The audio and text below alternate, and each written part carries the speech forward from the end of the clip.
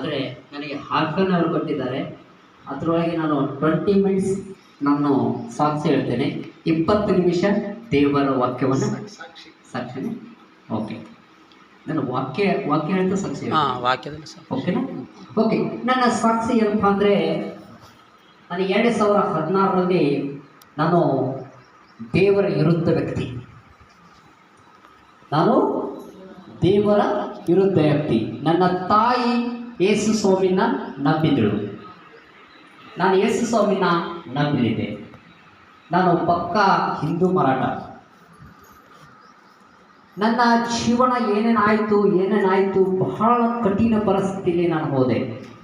ನಾನು double graduate education ಮುಗಿಸಿದೆ. ನಾನು ಎಷ್ಟು ಎಕ್ಸಾಮ್ಗಳನ್ನು ನಾನು ಬರೆದಿದ್ದೇನೆ, ಆದರೆ ನನಗೆ ಜಾಬು ಸಿಗಲಿಲ್ಲ. ನಾನು ಪ್ರೈವೇಟ್ದಲ್ಲಿ ಪುಣಾದಲ್ಲಿ ಒಂದು ಜಾಬ್ ಮಾಡಲಿಕ್ಕೆ ಹೋದೆ. ಹಲೋ, ನಾನು ಜಾಬ್ ಮಾಡಲಿಕ್ಕೆ ಹೋದೆ. ಜಾಬ್ ಮಾಡುವಾಗ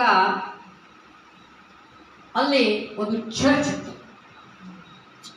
ಆ ಚರ್ಚ್ನಲ್ಲಿ ನನ್ನ ಸಂಡೇ ಹಾದು ಹೋಗುವಾಗ ನನ್ನ ಫ್ರೆಂಡ್ ಬಿಜಾಪುರದಿಂದ ಒಬ್ಬರು ಫ್ರೆಂಡ್ ಭೇಟಿಯಾಗಿದ್ರು. ಅದು ಮುಸ್ಲಿಂ ಕುಟುಂಬದವರು. ಅವ್ರು ಹೇಳ್ತಾ ಇದ್ರು, ಬ್ರದರ್ ಇವತ್ತು ಸಂಡೇ ನಾವು ಏನು ಮಾಡೋಣ, ಪಾರ್ಟಿಗೆ ಹೋಗೋಣ ಅಂತ ಹೇಳ್ತಿದ್ರು. ನಾನು ಹೇಳಿದೆ, ಆಯ್ತಪ್ಪ ಹೋಗೋಣ, ಭಾಳ ದಿವಸ ಆಯಿತು ನಾವು ಕೂಡ ಹೋಗಿಲ್ಲ ಹೊರಗೆ ಊಟ ಮಾಡಲಿಕ್ಕೆ ಅಂತ ಹೇಳಿ. ಇಬ್ಬರು ಕೂಡ ನಾವು ಹೋಗ್ತಾ ಇದ್ದೀವಿ.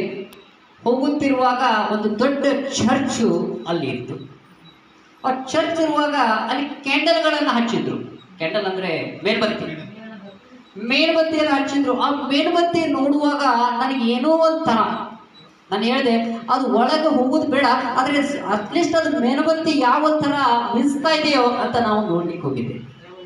ನೋಡ್ಲಿಕ್ಕೆ ಹೋಗುವಾಗ ನನ್ನ ಮನಸ್ಸು ಏನಾಯಿತು ನನಗೆ ಅರ್ಥ ಆಗ್ತಾ ಇಲ್ಲ.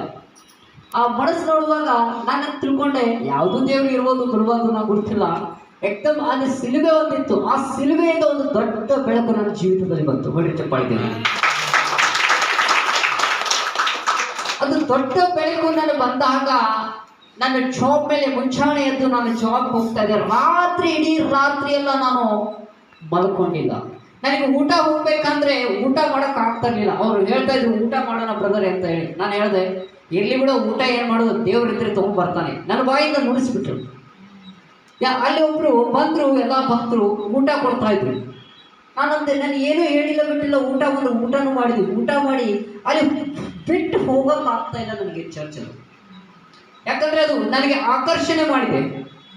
ಏನ್ರಿ, ಆಕರ್ಷಣೆ ಮಾಡಿದೆ. ಅದು ಆಕರ್ಷಣೆ ಬಿಟ್ಟು ಹೋಗಲ್ಲ. ಆಮೇಲೆ ಒಂದು ಹಾಫ್ ಆನ್ ಅವರ್ ಕುಂತು ಹೊರ ಬಂದಿವಿ. ಇಡೀ ರಾತ್ರಿ ಎಲ್ಲ ನಾನು ವಿಚಾರ ಮಾಡ್ತಾ ಇದ್ದೇನೆ, ಏನಪ್ಪ ನನ್ನ ಜೀವನ ಏನಾಗ್ತಾ ಇದೆ ನನಗೆ ಗೊತ್ತಾಗ್ತಾ ಇಲ್ಲ. ಎಳೀತಾ ಇದೆ, ಅಯಸ್ಕಾಂತ ಯಾವ ಥರ ಎಳೀತಾ ಇದೆ ಆ ಥರ ಎಳೀತಿದೆ. ಮುಂಜಾನೆ ಹೋಗಿ ನಾನು ಡ್ಯೂಟಿಗೆ ಹೋಗ್ತಾ ಇದ್ದೇನೆ. ಆ ಡ್ಯೂಟಿ ಮಾಡುವಾಗ ಪಾಸಿಟಿವ್ ಇದ್ದಿದ್ದು ನೆಗೆಟಿವ್ ಕೊಡ್ತಾ ಇದ್ದೀನಿ, ನೆಗೆಟಿವ್ ಇದ್ದಿದ್ದು ಪಾಸಿಟಿವ್ ಕೊಡ್ತಾ ಇದ್ದೀನಿ.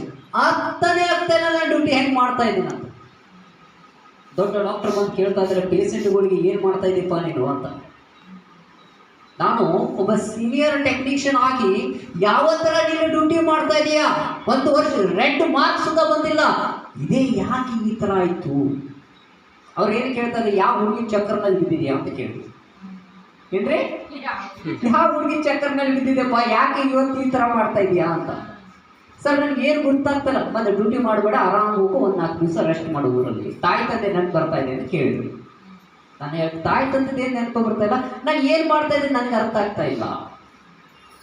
ಏನು ಮಾಡ್ತಾ ಇದ್ದೀನಿ ನನಗೆ ಅರ್ಥ ಆಗ್ತಾ ಇಲ್ಲ.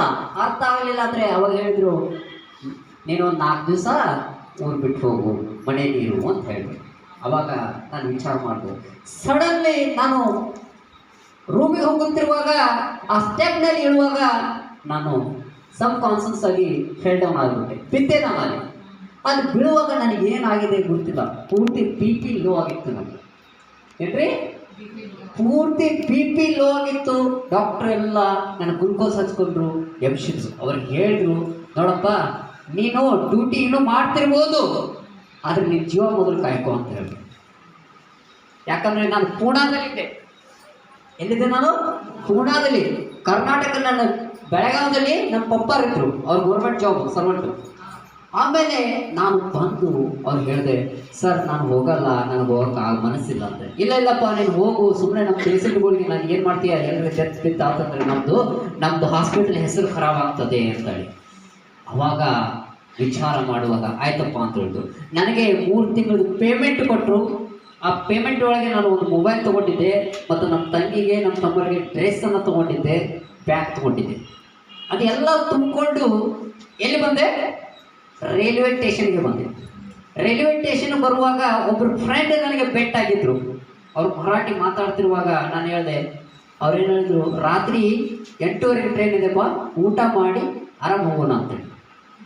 ಅವಾಗ ಅದು ಎಂಥ ಫ್ರೆಂಡ್ ಇದ್ದು ನಾವು ಗೊತ್ತಿಲ್ಲ, ಜಸ್ಟ್ ಮರಾಠಿ ಮಾತಾಡುವ ಫ್ರೆಂಡ್ ಆಗಿಬಿಟ್ರು. ಮರಾಠಿ ಅಂತ ಕೂಡಲೇ ನಮಗೆಲ್ಲ ಕ್ಲೋಸ್ ಆಗಿಬಿಟ್ಟೆ ನಾನು. ಅವ್ರ ಜೊತೆ ಕ್ಲೋಸ್ ಆಗುವಾಗ ಇವ್ರೇನು ಅಂತವ್ರಲ್ಲ ಅಂತ ತಿಳ್ಕೊಂಡ್ಗಳೇ ಊಟ ಮಾಡಿ ಹೋಗುವಾಗ ಅವ್ರು ಏನಂದ್ರು, ಬ್ರದರ್ ಇಲ್ಲಿ ಊಟ ಕೊಡುವಾಗ ಆಯ್ತು ಯಾರು ಹೊಸಬ್ರು ಚಿಕನ್ ಮಟನ್ ಅಂತ ತಿನ್ನೋಣ ಅಂತೇಳಿ. ಅವ್ರು ಏನಂದ್ರು ಅಂದರೆ, ಬ್ರದರ್ ಇಲ್ಲಿ ಮಜ್ಜಿಗೆ ಸಿಗುತ್ತದ, ಮಜ್ಜಿಗೆ ಭಾರಿ ಸಿಗುತ್ತದ ಅಂತ ಹೇಳಿ ಮಜ್ಜಿಗೆ ಕಡೆ ಎಲ್ಲ ಕರ್ಕೊಂಡೋಗಿ. ಮಜ್ಜಿಗೆ ಅಂತಂದ್ರೆ ಪುನಾದಾಗ ನಂಗೆ ಗೊತ್ತಿಲ್ಲ, ಅದು ತಾಡಿ ಅಂದ್ರೆ ಗೊತ್ತೈತ? ಸಿಂಧಿ ಸರಿ, ಅದು ಮಜ್ಜಿಗೆ. ಅದು ಹೆಂಗ ಅನ್ಸಿದ್ದು ನನಗೆ ಗೊತ್ತಿಲ್ಲ. ಫಸ್ಟ್ ಕುಡಿಯುವಾಗ ಮಜ್ಜಿಗೆ ಥರನೇ ಆಯಿತು. ಆಮೇಲೆ ಕುಡಿದು ಬಂದು ಕೂಡಲೇ ರೈಲ್ವೆ ಸ್ಟೇಷನ್ದಲ್ಲಿ ಕುಂತಿದ್ದೀನಿ. ನಾನು ಏನಾಗಿದೆ ನನಗೆ ಗೊತ್ತಿಲ್ಲ. ಏನ್ರಿ, ನಾನು ಏನಾಗಿದೆ ನನಗೆ ಗೊತ್ತಿಲ್ಲ. ಟ್ರೈನ್ ಹೋಗಿದೆ, ಕಿಶಾಗಿನ ದುಡ್ಡು ಹೋಗಿದೆ, ಬ್ಯಾಗ್ ಇಲ್ಲ. ಯಾಕಂದ್ರೆ ಅವಾಗ ಹೋದ ಕೂಡಲೇ ನಾನು ವಿಚಾರ ಮಾಡಿದೆ, ಎಲ್ಲಿ ಹುಡುಕ್ಲಿ, ಅವನೆಲ್ಲಿ ಹುಡುಕ್ಲಿ. ಈಗ ಅರ್ಥನೇ ಆಗ್ತಾ ಇಲ್ಲ, ಎಲ್ಲಿ ಹೋದ ಏನಿಲ್ಲ. ಪೊಲೀಸರು ಬಂದು ನೋಡ್ತಾ ಇದಾರೆ, ನೀನು ತುಡುಗಿದೆ ಅಂತ. ಕೂಡಲೇ ಏನ್ ಹೇಳ್ತಿದಾರೆ ಅಂದ್ರೆ, ನೀನು ಒಬ್ಬ ತುಡುಗ ಇದ್ದೀ ಅಂತ ಹೇಳಿ. ಅವಾಗ ನಾನು ತುಡುಗ ಅಲ್ರಿ, ನಾನೊಬ್ಬ ಈಗ ಡಾಕ್ಟರ್ ಇದ್ದೀನಿ, ಟೆಕ್ನಿಷಿಯನು ಅಂದ್ಕೂಡಲೇ ಅವ್ರು ಹೇಳಿದ್ರು, ಇಲ್ಲ ನೀನು ಸುಳ್ಳು ಹೇಳ್ತಾ ಇದ್ದೀನಿ. ನಾನು ಡಾಕ್ಟರ್ ಹೆಸರು ಹೇಳಿ ಹಾಸ್ಪಿಟಲ್ ಅವ್ರ ನಂಬರ್ ಫೋನ್ ಹಚ್ಕೊಂಡು ಪೊಲೀಸರು ಇಮ್ಮಿಡಿಯೇಟ್ ಡಾಕ್ಟರ್ ಬಂದುಬಿಟ್ರು. ಏನಾಗಿದೆ ಅಂತ ಹೇಳಿ. ಇವನೇನೋ ಮನೆಗೆ ಹೋಗಿಲ್ಲ ಏನಪ್ಪ ಅಂತ ಕೇಳಿದ್ರು. ನಾನು ಮನೆಗೆ ಹೋಗ್ತಾ ಇದ್ದೆ, ಈ ಥರ ಪರಿಸ್ಥಿತಿ ಆಯಿತು ಅಂತ ಕಾಯಿ ಕರಲಸ್ತು ಅಂದರು. ನಿನಗೇನು ಹೇಳಕತ್ತೀನಿ, ನೀನು ಏನು ಅರ್ಥ ಮಾಡ್ಕೊಂಡಿಲ್ಲ, ಯಾಕೆ ಹೋಗ್ಲಿಲ್ಲ ನಿನ್ನ ಮನೆಗೆ, ಯಾಕೆ ರೈಲ್ವೆ ತೋರಿಸ್ಕೊಂಡಿ ಅಂತ ಬೈದ್ರು ನಾನು. ಆಮೇಲೆ ಪೊಲೀಸ್ರಿಗೆಲ್ಲ ಹೇಳಿದ್ರು, ಇಲ್ಲ ಅವ್ನಿಗೊಂದು ಸ್ವಲ್ಪ ಮೈಂಡ್ ಮ್ಯಾಡ್ ಆಗಿದ್ದಾನ, ಏನೂ ಗೊತ್ತಿಲ್ಲ, ಪ್ಲೀಸ್ ಅಂತ ಹೇಳಿ ಮತ್ತೆ ಕರ್ಕೊಂಡು ಹೋದ್ರು. ಅವರು ಟಿಕೆಟ್ ತೆಗೆದ್ರು. ಬೆಳಗಾವಿ ಮಠ ಟಿಕೆಟ್ ಅಷ್ಟೇ ತೆಗೆದುಕೊಟ್ರು. ನನ್ನ ಮೊಬೈಲ್ ಇಲ್ಲ, ಚಾರ್ಜ್ ಇಲ್ಲ, ಏನಿಲ್ಲ. ಬೆಳಗಾವಿ ಮಠ ಟಿಕೆಟ್ ಕೊಟ್ಟರು, ಹೋದೆ. ದುಡ್ಡು ಕೊಡಲಿಲ್ಲ ಅವ್ರು ನನಗೆ. ದುಡ್ಡು ಇರ್ಬೋದಂತ ತಿಳ್ಕೊಂಡಿದ್ರು, ಅದ್ರ ಪಾಕೆಟ್ ಹೊಡೆದು ಗೊತ್ತಿಲ್ಲ. ಬಂದೆ ಬೆಳಗಾವಿದಲ್ಲಿ, ಊಟ ಮಾಡೋಕ್ಕೆ 1 ರೂಪಾಯಿ ಇಲ್ಲ. ಊಟ ಮಾಡಕ್ಕೆ 1 ರೂಪಾಯಿ ಇಲ್ಲ. ನಾನು ಯಾವಾಗ ಬೆಳಗಾವಿ ಬಂದೆ, ನಮ್ಮ ಪಪ್ಪರ ಟ್ರಾನ್ಸ್ಫರ್ ಆಗಿತ್ತು ಮುಧೋಳ್. ಎಲ್ರಿ, ಮುಧೋಳ್ ಬಾಗಲಕೋಟೆ ಡಿಸ್ಟಿಕ್. ಅಲ್ಲಿ ಟ್ರಾನ್ಸ್ಫರ್ ಆಗಿತ್ತು. ಇಲ್ಲಿ ಹೋಗಿ ನೋಡ್ತಾ ಇದ್ದೀನಿ, ನಮ್ಮ ಮನೆ ಚಾವಿ ಇದೆ. ಎಲ್ಲಿ ಹೋಗ್ಬೇಕು ಇವಾಗ? ದುಡ್ಡಿಲ್ಲ. ವಿಚಾರ ಮಾಡಿದೆ, ನಾನು ಒಬ್ಬರ ಕಡೆ ನೋಡ್ರಿ ಬ್ರದರ್, ನನಗೆ ಪಪ್ಪ ಮಮ್ಮಿ ಊರಾಗಿಲ್ಲ, ನನಗೊಂದು ದುಡ್ಡು ಕೊಡಬೇಕು, ನಾನು ಮುಧೋಳ್ ಹೋಗ್ಬೇಕಾಗಿತ್ತು ಅಂತ ಕೇಳುವಾಗ ಭಿಕ್ಷೆ ಬಿಡುವ ಪರಿಸ್ಥಿತಿ ನಮ್ದಾಯ್ತು. ಅವ್ರು ಹೇಳ್ತಿದ್ರೆ, ನೀನು ಭಿಕ್ಷೆ ಬಿಡುವನಪ್ಪ, ಹೋಗು, ಇಷ್ಟು ದೊಡ್ಡವರಾಗಿದ್ದು ಕೆಲಸ ಮಾಡು, ಮತ್ತೇನಾದ್ರು ಮಾಡು ಅಂತ ಹೇಳಿ ನನಗೆ ಬೈದರು. ಅವಾಗ ನಾನು ಇಷ್ಟು ನೊಂದೆ, ನಾನೊಬ್ಬ ಸೀನಿಯರ್ ಟೆಕ್ನಿಷಿಯನ್ ಆಗಿ ಈ ಥರ ನನ್ನ ಜೀವನ ಆಯಿತು, ಏನು ನನಗೆ ಅರ್ಥ ಆಗ್ತಾ ಇಲ್ಲ ಅಂತ ಹೇಳಿ ಅವ್ರು ಹೇಳುವಾಗ ಅವ್ರು ಹೇಳಿದ್ರು, ನೋಡಪ್ಪ ಎಲ್ಲಿ ಹೋಗೋನಿದ್ದೀನಿ ನಾನು ಅಂತ ಹೇಳಿ. ನೀನು ಎಲ್ಲಿ ಹೋಗೋವನ್ನೇ ಅಷ್ಟೇ ಕೇಳಿದ್ರು ಅವರು. ನೋಡ್ರಿ, ದೇವ್ರು ಅವ್ರು ಹೃದಯದಲ್ಲಿ ಕಾರ್ಯ ಮಾಡೋದು. ನಾನು ಮುಧೋಳ್ ಹೋಗ್ಬೇಕು ಬ್ರದರ್ ಅಂತ ಹೇಳಿ. ಅವ್ರ ರೊಕ್ಕ ನಾನು ಕೊಡಲಿಲ್ಲ, ಊಟ ಮಾಡಿಸಿ ನನ್ನ ಟಿಕೆಟ್ ತೆಗೆದುಕೊಟ್ರು. ಖಂಡಿತ ಮಾಡಿದ್ರಿ. ಮುಧೋಳಕ್ಕೆ ಬಂದೆ. ಮುಧೋಳ್ ಬರುವಾಗ ನಾನು ಬೆಳಿಗ್ಗೆ ಹೋಗಲಿಲ್ಲ, ಯಾಕಂದ್ರೆ ಒಂದೇ ಡ್ರೆಸ್ ಮೇಲೆ ಹೋಗಿದ್ದೀನಿ. ಎಲ್ಲ ಪೂರ್ತಿ ರಾಡಾಗಿದೆ. ಏನ್ರಿ, ರಾಡಾಗಿದೆ, ಎಲ್ಲ ರಾಡಿ ಬಿಟ್ಟದ. ಹೋದೆ ಮುಧೋಳು. ರಾತ್ರಿ 8:30ಗೆ ನನ್ನ ಮನೆಗೆ ಹೋಗಿದ್ದೇನೆ. ಮನೆಗೆ ಹೋದೆ, ನಮ್ಮ ಪಪ್ಪ ಡ್ಯೂಟಿ ಮೇಲೆ ಬಂದರು. ಓದ್ತಾ ಇದ್ರು. ಓದುವಾಗ ಅವ್ರು ಏನು ಪ್ರಾರ್ಥನೆ ಮಾಡ್ತಾರೆ, ನನ್ನ ದೊಡ್ಡ ಮಗ ಸೇವೆ ಮಾಡ್ಬೇಕಂತ ಅವ್ರ ತಲೆಯಾಗಿತ್ತು. ಅವ್ರು ಇದು ಪ್ರಾರ್ಥನೆ ಮಾಡಿದಾಗ ಇದೆಲ್ಲ ಘಟನೆ ಆಗಿದೆ ಅವ್ರ ಜೀವಿತದಲ್ಲಿ. ಯಾಕಂದ್ರೆ ನಾನು ಅದು ಮಾಡ್ತಾ ಇರಲಿಲ್ಲ. ಆಮೇಲೆ ಅವ್ರು ಬೈಬಲ್ ಓದುವಾಗ ನಾನು ಬಂದೆ, ಮಮ್ಮಿ ಮುಖ ನೋಡುವಾಗ ಯಾವಾಗ ಬಂದೆಪ್ಪ, ಏನೋ ಒಂದು ಫೋನ್ ಇಲ್ಲ ಏನಿಲ್ಲ, ಹೆಂಗೆ ಬಂದೆ ಆಶ್ಚರ್ಯ ಆಗ್ತದಲ್ಲ. ನಾನು ಹೇಳಿದೆ, ಅಮ್ಮ ಇವತ್ತು ನನ್ನ ಜೀವನ ಮುಗಿದೋಯ್ತು. ಏನ್ರಿ ಮುಗಿದೋಯ್ತು, ನನ್ನ ಜೀವನ ಮುಗಿದೋಯ್ತಮ್ಮ, ನಾನು ಕಲಿತು ಬೇಕಾಗಲಿಲ್ಲ, ನನ್ನ ಹಿಂಗಾಯ್ತು. ಏನಾಗಿದೆಯೋ ನಿನಗೆ, ಯಾಕೆ ಹಿಂಗೆ ಮಾತಾಡಕತ್ತಿ, ಎಂದು ಇದು ಮಾತಾಡಿದ್ರೆ ಇಷ್ಟು ಧೈರ್ಯದಿಂದ ಮಾತಾಡೋ ನೀನು ಅಂತ ಹೇಳುವಾಗ, ಏನಾಗಿದೆ ನನಗೆ ಗೊತ್ತಿಲ್ಲಮ್ಮ, ನೀನು ಪುಣಾದಾಗ ಹೋಗಿದ್ದೆ, ಚರ್ಚಿಗೆ ಹೋಗಿದ್ದೆ, ಅವಾಗಿಂದ ನಾನು ಏನಾಗಿದೆ ನನಗೇ ಗೊತ್ತಿಲ್ಲ ಅಂತ ಹೇಳಿರುವಾಗ ಆಕೆ ತಿಳ್ಕೊಂಡು ಏನಂತ, ದೇವ್ರು ಇವ್ರನ್ನ ಕರೆಕ್ಟ್ ಕರೆದಿಲ್ಲ ಅಂತ ಅಳಕಟ್ಟು. ಅವಾಗ ಏನಿಲ್ಲ, ದೇವರಿದಾನಪ್ಪ ಅಂತ. ಆಮೇಲೆ ಅಮ್ಮ ನಾನು ಊಟ ಮಾಡಲ್ಲ, ನಾನು ಮುಕ್ಕೋತೇನೆ ಅಂತ ಹೇಳಿ ಫುಲ್ಲು ಟೈರ್ಡಾಗಿ ಮುಕ್ಕೊಂಡ್ಬಿಟ್ಟೆ. ಆ ದಿವಸ ನಾನು ಹ್ಯಾಂಗ್ ಮಾಡ್ಕೋಬೇಕಂತ ಪ್ಲ್ಯಾನಿಂಗ್ ಮಾಡಿದ್ದೆ. ತಾಯಿ ತಂದೆ ನಾನು ನೋಡ್ಬೇಕಂತ ಹೇಳಿ ನೋಡಿ, ಅವಾಗ ನಾನು ಪಾಸಿ ಹಾಕೋಬೇಕಂತ ಮಾಡಿದೆ. ರಾತ್ರಿಯಲ್ಲಿ ನೇಣು ಹಾಕೋಬೇಕಂತ ಪ್ಲ್ಯಾನಿಂಗ್ ಮಾಡಿ, ಯಾಕಂದ್ರೆ ಅವಾಗ ನನಗೆ ಏನಾಗ್ತಾ ಇದೆ ನನಗೆ ಗೊತ್ತಿರಲಿಲ್ಲ, ಎಲ್ಲ ಸೋತ್ ಹೋದೆ. ಇಂಥ ಮಾತುಗಳು ಅನ್ಸ್ಕೊಂಡೆ. ತಾಯಿ ತಂದೆ ಹುಟ್ಟಿಸಿದಾರೆ. ಅವಾಗ ನನ್ನ ತಾಯಿ 3 ಗಂಟೆ ಪ್ರಾರ್ಥನೆ ಮಾಡಿದ್ದು, ನನ್ನ ಮಗನ ನೀನು ಕರ್ಕೊಂಡ್ಬಂದು ಯಾವ ಉದ್ದೇಶಕ್ಕಾಗಿ ಅಂತ ಪ್ರಾರ್ಥನೆ ಮಾಡ್ತಾ ಇದ್ದಳು. ಪ್ರಾರ್ಥನೆ ಮಾಡ್ತಾ ಇದ್ರು. ರಾತ್ರಿ 3 ಗಂಟೆ ಪ್ರಾರ್ಥನೆ ಮಾಡಿ ಹೇಳುವಾಗ, ದೇವ್ರ ಆಕಿನ ಮೊದಲು ಹೊಡೆದು ನಿನ್ನ ಮಗ ನಿನ್ನ ಸೇವೆಗೆ ಕರೆದಿದ್ದೇನಲ್ಲ ಅಂತ ಆಕಿ ಜೊತೆ ಮಾತನಾಡಿ ಸೇವೆ ಕರೆದ ಬಹಳ ಖುಷಿ ಪಟ್ಲು. ಆದ್ರೆ ನನಗೆ ಗೊತ್ತಿಲ್ಲಲ್ಲ, ನಾ ಏನು ಸೇವೆ ಮಾಡ್ತೀನಿ ಏನು ನನಗೆ ಗೊತ್ತಿಲ್ಲ. ಆಮೇಲೆ ಮುಂಚಾನೆ ಎದ್ದೆ, ಓದುವಾಗ ನಾನು ಮೊದಲು ಮಹಾರಾಟ ಹೋಗಿ ಎಲ್ಲ ನಮ್ಮ ಫ್ರೆಂಡ್ಸ್ ಜೋಡಿ ಭೇಟಿ ಆಗಿ ಮಾತಾಡಿದೆ. ಮತ್ತೆ ನಾವು ಏನು ಮಾಡಿದ್ದೀವಿ ಅಂದರೆ ರೌಡಿಸಮ್ ಸ್ಟಾರ್ಟ್ ಮಾಡಿದ್ವಿ.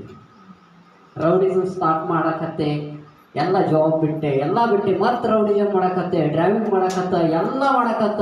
2016ದಾಗ ಒಂದು ಹೊಸ ಗಾಡಿನ ತೊಗೊಂಡ 5 ಗಾಡಿ ಮಾಲಕ್ ಅದ. 5 ಗಾಡಿ ಮಾಲಕ್ ಅದ. ಮತ್ತು ನನಗೆ ಜಾಬ್ ಮೇಲೆ ಆಸೆ ಇತ್ತು. ಒಬ್ರು ನಮ್ಮ ಫ್ರೆಂಡ್ ಅಂದರು, ನೋಡಪ್ಪ 8 ಲಕ್ಷ ರೂಪಾಯಿ ಕೊಟ್ಟರೆ ಅಂದರೆ ನೀನು ಜಾಬು ಗ್ಯಾರಂಟಿ ಕೊಡಿಸ್ತೀವಿ ಅಂತೇಳಿ. ನಮ್ಮ ಪಪ್ಪ ನಮ್ಮ ಮಮ್ಮಿ ಅಂದರು, ಪಪ್ಪ ಏನಂದ್ರು, ಏನೂ ಆಗಲಿಪ್ಪ ಮಗನೇ, ನಿನ್ಗೆ 2 ಹಾಕು, ನಾನು ಏನು ಬೇಕಾದ್ರೆ ರೊಕ್ಕ ಇರಲಿ ನೀನು ತಗೋತಿ ಅಂತ ಹೇಳುವಾಗ, ನಮ್ಮ ಪಪ್ಪ ಏನಂದ್ರು, ರೊಕ್ಕ ಮಣಿ ಮಾರಿ ನನಗೆ 8 ಲಕ್ಷ ರೂಪಾಯಿ ನನ್ನ ಕೈಯಲ್ಲಿ ಕೊಟ್ಟರು. ನಾನು 8 ಲಕ್ಷ ರೂಪಾಯಿನ ತಗೊಂಡು ಕೂಡ ಆ ಫ್ರೆಂಡನ್ನು ಕರ್ಕೊಂಡು ಬೆಂಗಳೂರಲ್ಲಿ ಹೆಲ್ತ್ ಇನ್ಸ್ಪೆಕ್ಟರ್ ಅವ್ರ ಕಡೆ ಹೋಗಿ ರೊಕ್ಕ ಕೊಟ್ಟೆ. ಕೊಡುವಾಗ ಅವರು ಎಷ್ಟು ಎಕ್ಸಾಮ್ ಬರೀಪ ನೋಡೋಣ, ನೆಕ್ಸ್ಟು ಇಯರ್ದಲ್ಲಿ ನಿಮ್ಮನ್ನು ಅಪ್ಲೈ ಮಾಡಿ ನಾನು ಅಪ್ಲಿಕೇಶನ್ ಕೊಟ್ಟು ಕಳಿಸ್ತೀನಿ ಅಂತ. ಆವಾಗ 1 ವರ್ಷ ಹೋಯ್ತು, ಬರಲಿಲ್ಲ. ಫೋನ್ ಮಾಡಿದರೆ, ಇಲ್ಲ ಬರ್ತದಪ್ಪ, ಯಾಕೋ ಅದು ಸ್ವಲ್ಪ ಮೆಡಿಕಲ್ದು ಇದಾಗಿದೆ, ಅದಾಗಿದೆ, ಏನೇನೇನೇನು ಸುಡುಗಾಡು ಹೇಳಿದರು, ಆಗಲಿಲ್ಲ. ಆವಾಗ ನಾನು 1.5 ವರ್ಷ ಆದಮೇಲೆ ನಾನು ಖಾಲಿ ಕೂಡಿರ್ತಿರ್ಲಿಲ್ಲ. ನನ್ನ ಗಾಡಿ ತೊಗೊಂಡಿದ್ದೆ, 5 ಗಾಡಿಗಳನ್ನು ನಾನು ಮೇಂಟೈನ್ ಮಾಡಿದೆ, ಬಿಸ್ನೆಸ್ ಸ್ಟಾರ್ಟ್ ಮಾಡಿದೆ. ಯಾಕಂದರೆ ಜಾಬ್ ಬರಲಿಲ್ಲ ಆದರೂ ಪರವಾಗಿಲ್ಲ, ಆದರೆ ಡ್ರೈವಿಂಗ್ ಕೆಲಸ ಮಾಡೋಕ್ಕೆ ಸ್ಟಾರ್ಟ್ ಮಾಡಿದೆ.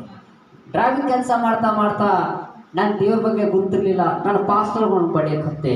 ನನ್ನ ತಾಯಿಗಳಿಗೆ, ಯಾವಾಗ ನೀನು ಬೈಬಲ್ ಓದಕತ್ತೀವೋ ನನ್ನ ಜೀವನ ಹಾಳಾಯ್ತಂತ ಬೈಬಲನ್ನು ಸುಟ್ಟೆ.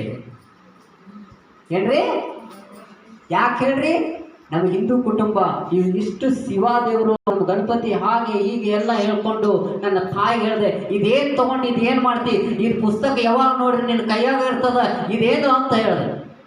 ಇದೇಪ್ಪ ದೇವರು ಅಂತ ಹೇಳಿದ್ರು. ಇದೆಲ್ಲ ದೇವ್ರ ಪಾಠ ಅಂತ ನನ್ನ ತಾಯಿಗೆ ಒಂದು ಮಲಿಕಿನಲ್ಲಿ ಬಡಿಯುವಾಗ ನಮ್ಮ ತಾಯಿ ಅಂದರು, ನಾನು ಬಡಿತಿದ್ವಪ್ಪ, ದೇವ್ರನ್ನ ಬಡಿತೀನಿ ಅಂತ ಹೇಳ್ತಾರೆ. ಅದು ಏನಪ್ಪ, ಇದು ಬರೀ ಎಲ್ಲಿ ಹೋದ್ರು ದೇವರು ದೇವರು ಅಂತ ಇದ್ದಾಳ, ಯಾವಾಗಿಂದ ಬರೀ ದೇವರು ಅನ್ನಕತ್ತಾಳ, ಏನು ನನಗೆ ಅರ್ಥನೇ ಆಗಲಿಲ್ಲ. ಬೈಬಲ್ ಸುಟ್ಟೆ. ಆ ನಮ್ಮ ತಾಯಿ ತೆಗೆದು ತನ್ನ ಇದು ಸೀರೆಯಿಂದ ತೆಗೆದು ಅದು ಹೊರಿಸ್ಕೊಂಡು ಇದು ಮಾಡಿ ತಗೊಂಡ್ಬಿಟ್ರು. ಅವಾಗ ನಮ್ಮ ಪಪ್ಪ ಅಂದರು, ಅವ್ರು ಏನಾರ ಮಾಡ್ಕೊಳಕ್ಕೆ ನಿನಗೆ ಅದಕ್ಕೆ ಬೇಕಾಗಿತ್ತು ಅಂತ ಹೇಳಿ. ನಮ್ಮ ಪಪ್ಪಾರ ಭಯಕಟ್ರು ನನಗೆ. ನಾನು ಹೇಳಿದೆ, ಪಪ್ಪ ಆಕೆ ಜಾತಿ ಬಿಟ್ಟು ಜಾತಿ ಹೋಗ್ಯಾಳು, ನಿನಗೇನು ಗೊತ್ತಾಗ್ತದ, ನೀನು ಬರೀ ಡ್ಯೂಟಿ ಮಾಡ್ತಿ, ಬರ್ತಿ ಕುಂಡಿರ್ತಿ, ಯಾರ್ದು ಮಕ್ಕಳನ್ನ ವಿಚಾರ ಮಾಡಿದಿ ಅಂತ ನಾನು ಕೇಳೋದು. ಇರಲಿ ಬಿಡಪ್ಪ, ಆ ಎಲ್ಲ ದೇವರು ಅಷ್ಟೇ ಅಂತ ಅವರು ಕೂಡ ಅದ್ರೊಳಗೆ ಹೋಗ್ಬಿಟ್ರು. ಅವ್ರಿಗೆಲ್ಲ ನಂಬಿಕೆ ಎಲ್ಲನೇ ದೇವರು ಅಷ್ಟೇ ಅಂತ ಹೇಳಿ ನಂಬ್ಕೊಂಡು ಹೋಗ್ಬಿಟ್ರು. ಅವಾಗ ನಾನು ಒಬ್ಬ ನಮ್ಮ ಫ್ರೆಂಡ್ ಕೇಳಿದ ಫೋನು ಹಚ್ಚಿ, ಇದು 8 ಲಕ್ಷ ರೂಪಾಯಿ ಕೊಟ್ಟಿದ್ದೇವಲ್ಲ, ನಮ್ದು ಅಂತಂಬ್ರು ದೊಡ್ಡವರಾದ್ರು, ನೋಡು ದೊಡ್ಡ ಮಗಗ ಎಲ್ಲಾನು ಕೊಟ್ಟು ಮನಿ ಮಾರಿ ರೊಕ್ಕ ಕೊಟ್ಟು ಅವ ಎಲ್ಲಿ ನೌಕರಿ ತಗೊಂಡಾನ ಅಂತ ಹೇಳಿದ್ರು. ಎಲ್ಲರೂ ಕೇಳಾಕತ್ರು. ಕೇಳಿದ ಕೂಡಲೇ ನಾನಂದ, ನೀವು ಕೇಳ್ತಿರಪ್ಪ, ನಮ್ಮಪ್ಪ ನಂಗೆ ಡ್ಯೂಟಿಗೆ ಹಾಕಿದ್ದಾರ, ಡ್ಯೂಟಿ ಮಾಡಬೇಕಂತ ಭಾಳ ಆಸೆ ಇತ್ತು, ಹೋಗಿದ್ದೀವಿ, ಆದ್ರೆ ಡ್ಯೂಟಿ ನನಗೆ ಸಿಗಲಿಲ್ಲ, ಏನು ಮಾಡಲಿ ನಾನು ಅಂತ ಹೇಳಿದ. ಆವಾಗ ಏನು ಮಾಡಬೇಕಂತ ಪ್ಲ್ಯಾನಿಂಗ್ ಮಾಡಿದೆ ಅಂದರೆ 2011ರಲ್ಲಿ ಒಂದು ಕಾಟನ್ ಬಿಸ್ನೆಸ್ಸನ್ನು ನಾನು ಮಾಡ್ತೀನಿ. ಅದು ಆಯಿಲ್, ಕಾಟನ್, ಹತ್ತಿ ಎಣ್ಣೆ ಗೊತ್ತಾ, ಅದನ್ನ ಸಪ್ಲೈಯನ್ನು ನಾನು ಮಾಡ್ತಿದ್ದೆ ನನ್ನ ಗಾಡಿಯಿಂದ. ಅವಾಗ ನನಗೆ ವಿಚಾರ ಬಂತು, ಇಲ್ಲಿ ನೋಡಿ 8 ಲಕ್ಷ ರೂಪಾಯಿ ಹೋಯ್ತು. ಏನ್ರಿ 8 ಲಕ್ಷ ರೂಪಾಯಿ ಹೋಯ್ತು. ನನ್ನ ತಂದೆ ಕೇಳಕತ್ರು, ನಮ್ಮ ಅಂತಬ್ರು ಕೇಳಕತ್ರು, ಇಷ್ಟು ಹಾಕಿದಿ, ಜಾಬ್ ಬರಲಿಲ್ಲ, ಏನಾಯ್ತು ಅಂತ ಹೇಳಿ. ಅವಾಗ ನಾನೇನು ಪ್ಲ್ಯಾನಿಂಗ್ ಮಾಡಿದೆ, ಅವ್ರಿಗೆ ಫೋನ್ ಹಚ್ಚಿ ಹೇಳುವಾಗ ಯಾವಾಗ ನಾನು ಕೇಳಿದೆ ಅವ್ರ ಫೋನ್ ಸ್ವಿಚ್ ಆಫ್. ಯಾರು? Health inspector. ಯಾವಾಗ ಫೋನ್ ಹಚ್ಚಿದೆ ಅವಾಗ ನಾನು ಹೇಳಿದೆ, ಫ್ರೆಂಡ್ ಅಲ್ಲಿ ಬೆಂಗಳೂರಿಗೆ ಹೋಗೋಣಪ್ಪ, ಅವ್ನು ಹೋಗಿ ಮನೆಯಾಗಿರೋ ಹೋಗೋಣ ಕೇಳೋಣ ಅಂತ ಹೇಳಿ. ಈಗ ಅವ್ನು ಇಲ್ಲೋ ಅಲ್ಲಿಲ್ಲ ಇಲ್ಲಿಲ್ಲ ಅಂತ ಹೇಳಕತ್ತ, ಸುಳ್ಳು ಹೇಳಕತ್ತ. ಇವ್ನು ತೊಗೊಂಡನ ಅವ್ನು ತೊಗೊಂಡನೇ ಯಾರು ಗೊತ್ತಿಲ್ಲ, ಅವ್ನ ಕೈಯಾಗ ಕೊಟ್ಟಿದ್ದೆ ನಾನು. ಕೊಟ್ಟಿದ್ದ ಕೂಡಲೇ ಒಂದು 6 ತಿಂಗಳು ಬಿಟ್ಟು ಹೋಗೋಣ ನಡಿ ಅಂದ ಕೂಡಲೇ ನಾನು ಭಾಳ ಪ್ರೋಸಿಬಲ್ ಮಾಡ್ಕೊಂಡು ಹೋಗುವಾಗ ಕರ್ಕೊಂಡು ಹೋದ್ವಿ. ಅವ್ರ ಮನೆಗೆ ಹೋಗಿ ಎಲ್ಲಿ ಕೊಟ್ಟಿದ್ದೇವಲ್ಲ ಅಲ್ಲಿ ಹೋಗಿ ಹೇಳಿದ್ರು, ಅವ್ರ ಬಾಜು ಯಾರು ನೋಡ್ತಾ ಇದ್ರು, ಇವ್ರು ಹೆಲ್ತ್ ಇನ್ಸ್ಪೆಕ್ಟರ್ ಇಲ್ಲಿ ಇದ್ರು ಸರ್. ಅಪ್ಪ 6 ತಿಂಗಳಾಯ್ತಪ್ಪ ಅವ್ರು ಹಾರ್ಟ್ ಅಟ್ಯಾಕ್ ಆಗಿ ಅಂತ ಹೊಟ್ಟೆ ಚಪ್ಪಾಳಿದ್ರು.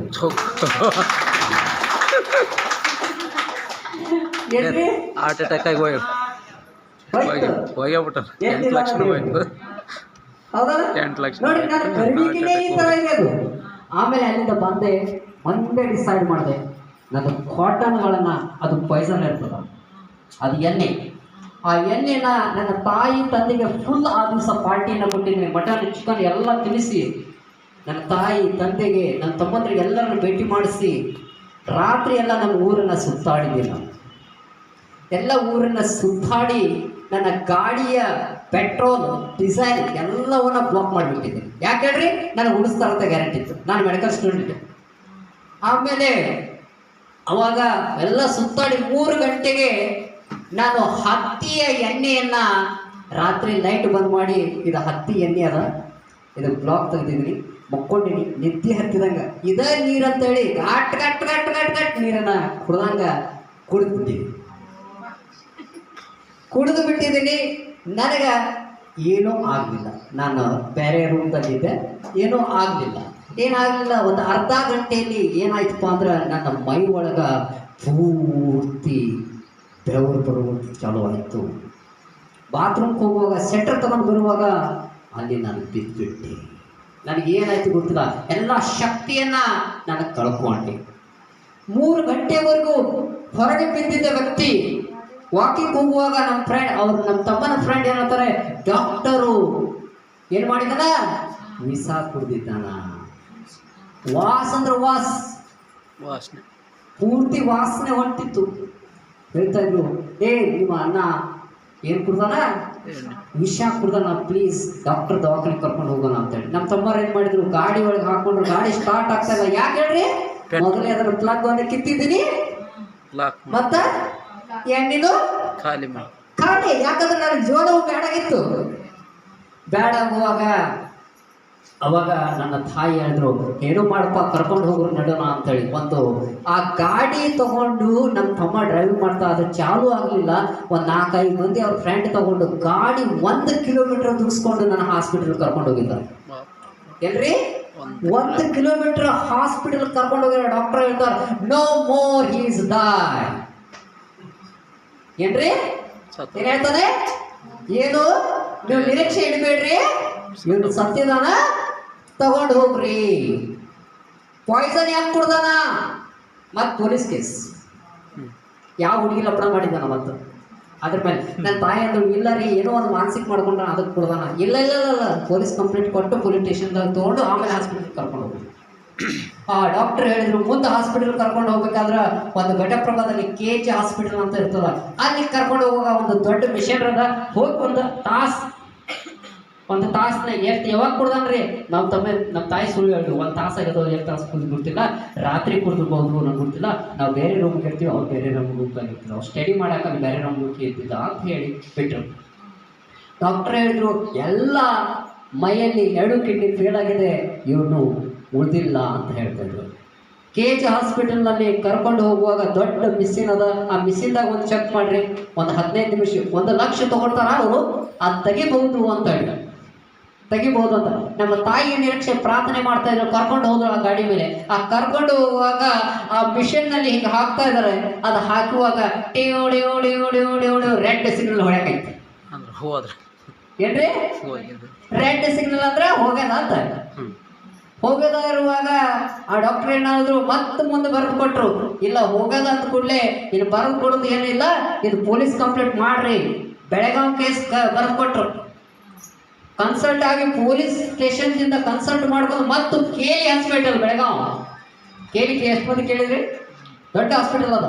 ಅಲ್ಲಿ ಹೋಗುವಾಗ ಅವ್ರು ಹೇಳಿದ್ರು ಪೊಲೀಸ್ ಕೇಳಿದ, ಪೊಲೀಸರು ಹೇಳಿದ್ರು, ಪೊಲೀಸ್ ಬರ್ಕೊಂಡ್ರು, ಯಾಕಪ್ಪ ಏನಿದೆ ಇದು ಅಂತ ಹೇಳುವಾಗ, ಯಾಕೆ ಕುಡ್ದಾನ ಅಂತ ಹೇಳುವಾಗ, ಏನು ಗೊತ್ತಿದ್ರು ಒಂದು ಮಾನಸಿಕ ಆಗ್ಯದ ಪೇಷಂಟು ಅಂತ ಹೇಳುವಾಗ ಅವ್ರು ಹೇಳಿದ್ರು 50,000 ರೂಪಾಯಿ ತುಂಬ್ರಿ ಅದು ಮಿಷನ್ಗೋಸ್ಕರ ಅಂತ ಹೇಳಿದ್ರು. ನನ್ನ ತಾಯಿ ಕಡೆ 1 ರೂಪಾಯಿ ಇಲ್ಲ.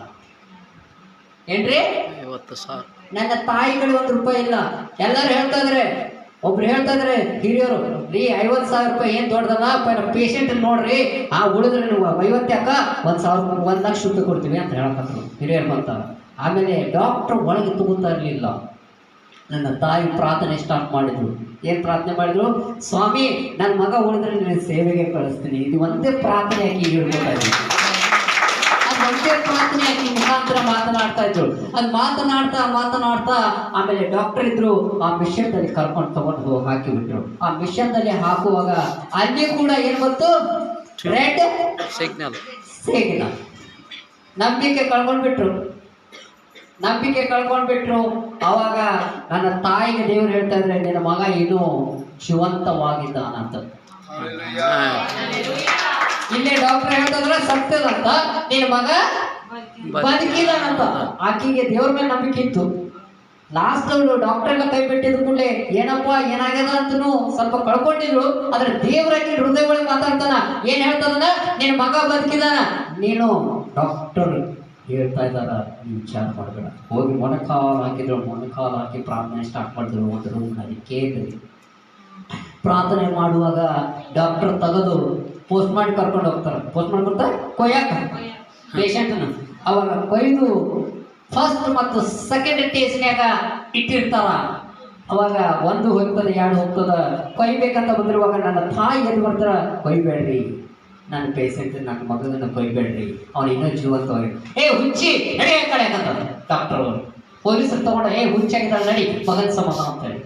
ಅವಾಗ ವಿಚಿತ್ರ ಆಯ್ತು. ಮತ್ತೆ ನೋಡ್ಕೊಳ್ತಾಳೆ, ಪ್ರಾರ್ಥನೆ ಮಾಡ್ತಾಳೆ, ಸ್ವಾಮಿ ಡಾಕ್ಟರ್ ಹೀಗೆ ಹೇಳಕತ್ತಾರ, ಇನ್ನು ಏನು ಮಾತಾಡಲಿ, ನನಗೆ ನೀನು ನಿಜವಾದ ದೇವರದಿ, ನನ್ನ ಮಗನ ಗ್ಯಾರಂಟಿ ಉಳಿಸ್ದೆ ಅಂತ ಒಂದು ನಂಬಿಕದ, ಒಂದು ಇದು ಅದ್ಭುತ ಇಲ್ಲಿ ಹಾಸ್ಪಿಟ್ಲಲ್ಲಿ ಹಾಕಬೇಕು ಅಂತೇಳಿ ಆಕೆ ಪ್ರಾರ್ಥನೆ ಸ್ಟಾರ್ಟ್ ಮಾಡ್ತಾಳೆ.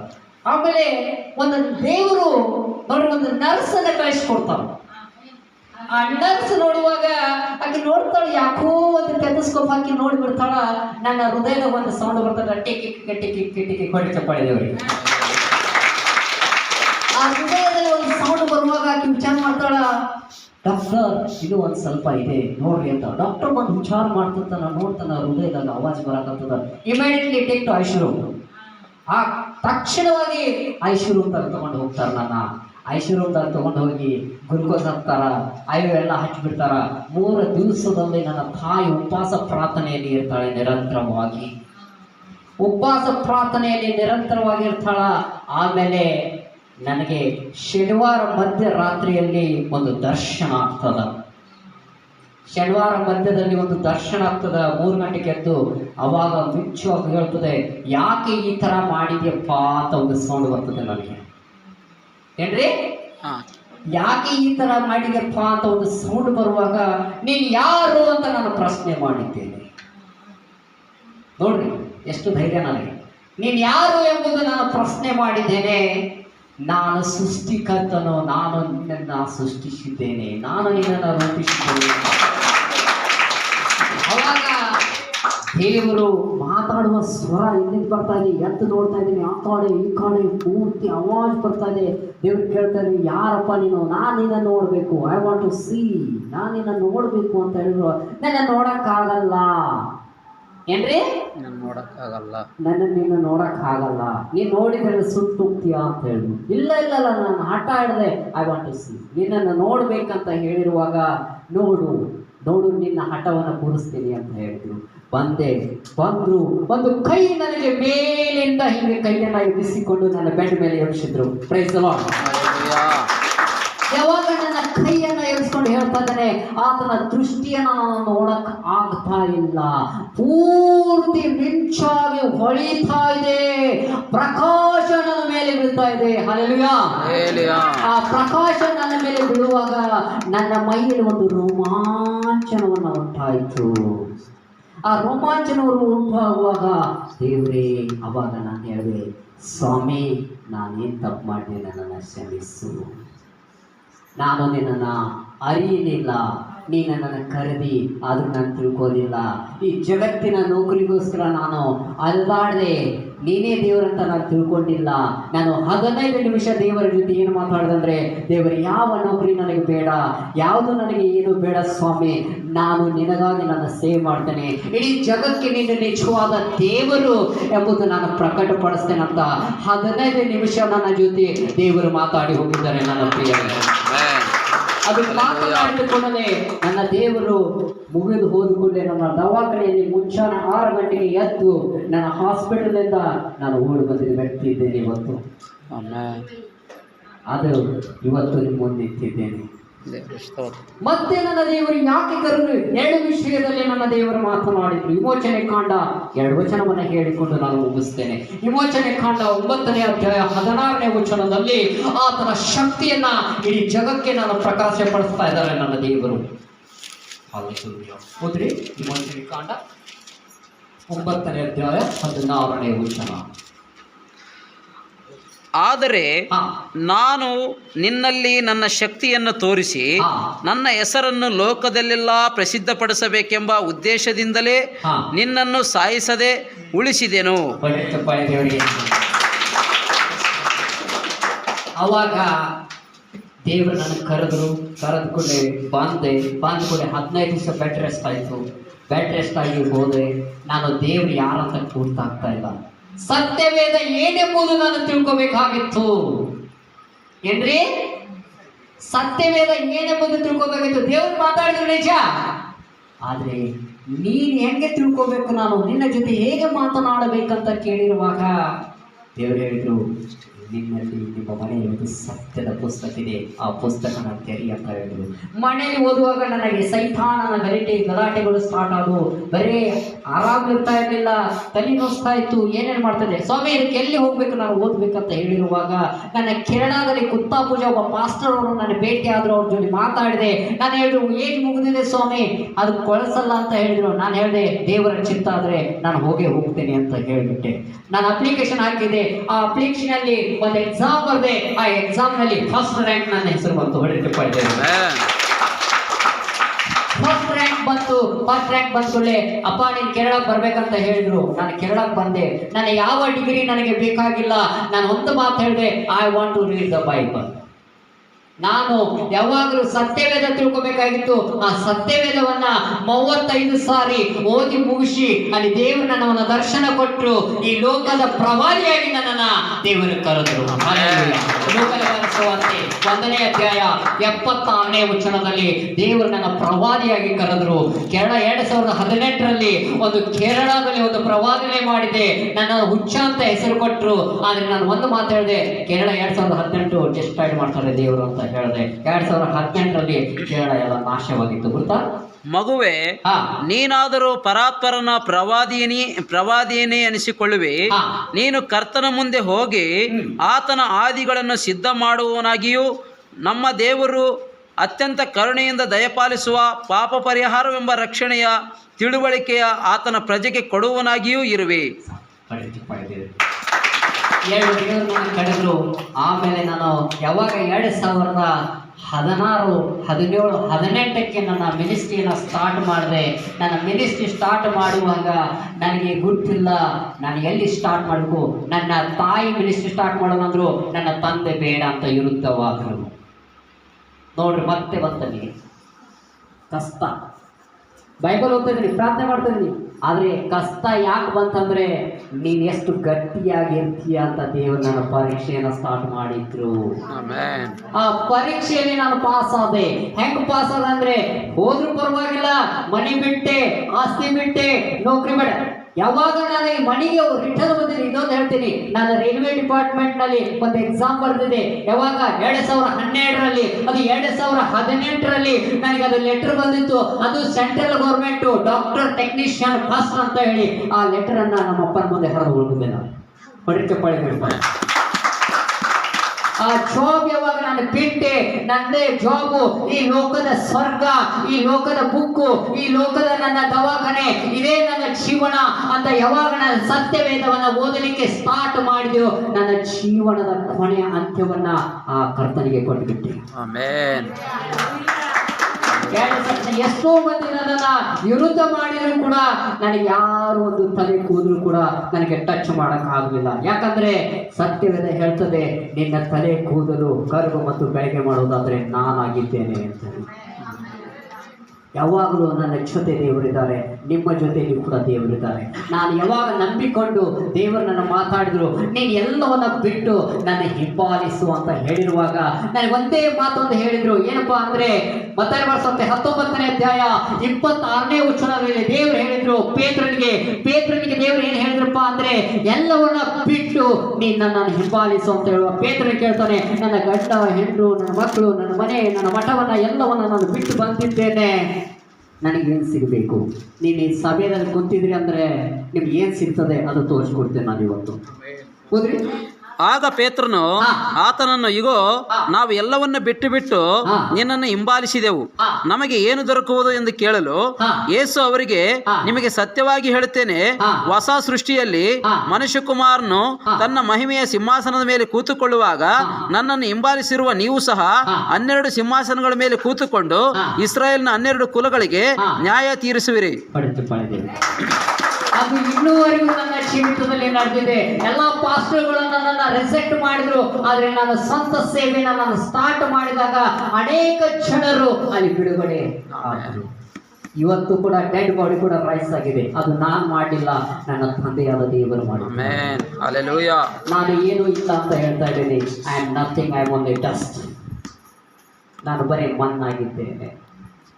ಅವನ ಮೇಲೆ ನಂಬಿಕೆ ಇಡುವನು ಯಾವಾಗಲೂ ಆಶಾಭಂಗ ಪಡುವುದಿಲ್ಲ. ನೀವು ಯಾವಾಗ ನಂಬಿಕೊಂಡು ಪ್ರಾರ್ಥನೆ ಮಾಡ್ತೀರೋ ಆವಾಗ ಎಲ್ಲವನ್ನ ದೇವರು ನಿಮಗೆ ಕೊಡುವವನಾಗಿದ್ದಾನೆ. ಹೂವಿನ ಹಡಗಲ್ಲಿ ನಿಮ್ಮ ಸಭಾಪಾಲಕರು ನಿಮಗೋಸ್ಕರ ಕಷ್ಟ ಪಡ್ತಾ ಇರಂದ್ರೆ ಯಾಕೆ ಪಡ್ತಾ ಇದ್ರೆ, ಅವರು ಪರಲೋಕದಲ್ಲಿ ಇರಬೇಕು. ನೀವು ನಮ್ಮ ಹೂವಿನ ಹಡಗಲ್ಲಿ ಎಲ್ಲ ಜನರು ಕೂಡ ಪರಲೋಕದಲ್ಲಿ ಕಾಣಬೇಕಂತ ಅವರು ಪ್ರಯಾಸ ಪಡ್ತಾ ಇದ್ದಾರೆ. ನನ್ನ ಪ್ರೇರೆ ಸಭೆಗೋಸ್ಕರ ಯಾಕೆ ಪ್ರಾರ್ಥನೆ ಮಾಡ್ತಾ ಇದ್ದಾರೆ?